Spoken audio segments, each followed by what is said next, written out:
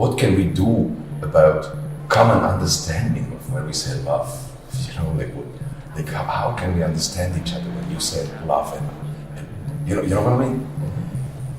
That's my question. To me, love is when you're seeking the presence of someone else, something else doesn't have to be a living entity.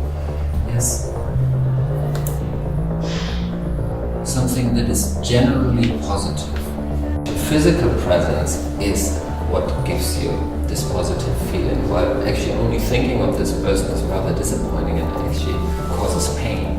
Yeah. That's it. So what I really like about your texts and projects, and what you actually tackle today in reference to impact and like having an impact, is this kind of appeal to emotions, appeal to quite like familiar, intimate things like joy, love, fear, feeling ridiculous, and all sorts of things. So can you expand on this kind of appellative structure of how do we appeal to people?